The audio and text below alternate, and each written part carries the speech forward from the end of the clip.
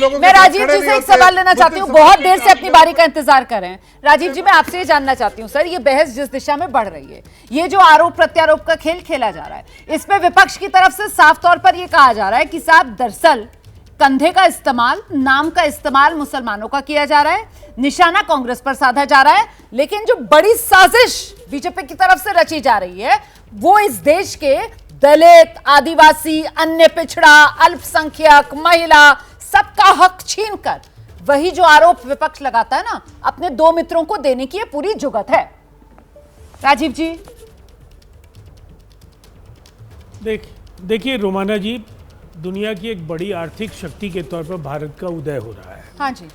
और दूसरा तथ्य है कि दुनिया की दूसरी बड़ी आबादी, मुसलमानों की आबादी, इंडोनेशिया के बाद हिंदुस्तान में है।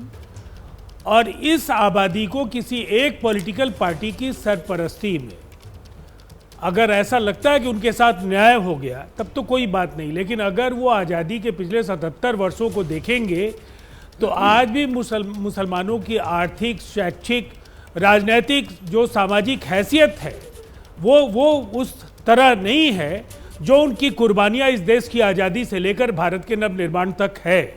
इसीलिए उन्हें एक विकल्प के तौर पर एनडीए के साथ आना चाहिए। और यहाँ जब सबका साथ सबका विकास प्रधानमंत्री नरेंद्र मोदी ने अगर विमर्श में मनमोहन सिंह के उस बयान को सामने लाया है, तो दूसरी तरफ यह भी सच है कि यहाँ केवल बातें नहीं होती है, यहाँ सबके साथ न्याय होता है। शिकायत हो जाती है ना, तो इसलिए मुसलमानों को तो शिकायत हो जाती है। अब यहाँ पर जैसे जवाद बैठे हुए हैं, उन्होंने बता दिया क्या क्या हक मारा गया मुसलमानों का पिछले 10 साल में। इसके अलावा जिस तरीके से कई नेता सत्ता पक्ष के वो निशाने पर मुसलमानों को लेते हैं, यहाँ तक कि संसद के भीतर खड़े होकर जिस तरीके की बातें मुसलमानों के लिए कह दी जाती हैं सर, ज्यादा बच्चों से लेकर घुसपैठिए से लेकर सारे आरोप मुसलमानों पर लगा दिए जाते हैं, फिर भी आपको लगता है कि एनडीए को विकल्प के तौर पर इस देश का मुसलमान देखेगा क्या? जवाब जी, वो रात इंदौरी साहब का फिर एक शेर याद आ गया कि झूठों ने झूठों से कहा है सच बोलो, सरकारी ऐलान हुआ है सच बोलो।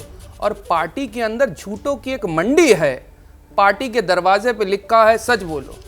एक से बड़ा एक झूठ भारतीय जनता पार्टी के लोग बोलते हैं। लेकिन अफसोस की बात ऐसी हुई, 70 सालों में हमने तमाम प्राइम मिनिस्टर देखे, बेइंतहा पढ़े लिखे प्राइम मिनिस्टर देखे, इकोनॉमिस्ट देखे, कुछ काम करने वाले देखे, कुछ धीमी गति से काम करने वाले देखे, लेकिन ऐसे पहले प्रधानमंत्री हैं, बड़े अफसोस के साथ कहना पड़ता है कि सबसे ज्यादा झूठ बोलने वाले प्राइम मिनिस्टर अगर कोई है देश के, तो हमारे देश के प्राइम मिनिस्टर। मुझे जवाब लेना, वो झूठ नहीं बोलते। सैयद जफर इस्लाम जवाब दीजिए, सीधा अटैक या नरेंद्र मोदी पर कर रहे हैं? सैयद जवाब।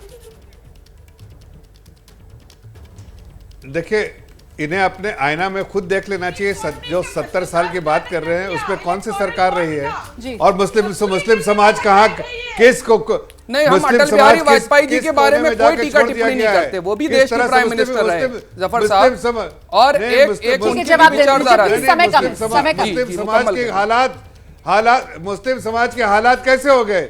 आप मुस्लिम समाज के हालात कैसे कर दिए गए, ये किसने किया? बिल्कुल, आप जरा देखिए तो सही। बानों की याद आ जाती है मुझे जब समय आज मेरे पास इतना ही है, लेकिन वाकई में इसमें कोई दो राय नहीं हो सकती है कि आजादी के बाद से अब तक जिस तरीके से सच्चर कमेटी की रिपोर्ट में सामने आया था ना कि इस देश में दलितों से भी खराब हालत में अगर कोई समुदाय है तो वो मुसलमान है, तो वाकई में यकीनन भले ही तुष्टीकरण की राजनीति हुई हो, भले ही वोट बैंक की राजनीति हुई हो, लेकिन मुसलमानों के हित की राजनीति तो इस देश ने नहीं देखी। और अगर भारत को 2047 तक विकसित भारत बनना है तो फिर वो करोड़ों की आबादी वाला मुस्लिम नागरिक, उसको भी बराबर की हिस्सेदारी, बराबर की भागीदारी की दरकार है। बहुत शुक्रिया आप सभी का आज की चर्चा में हमारे साथ जुड़ने के लिए।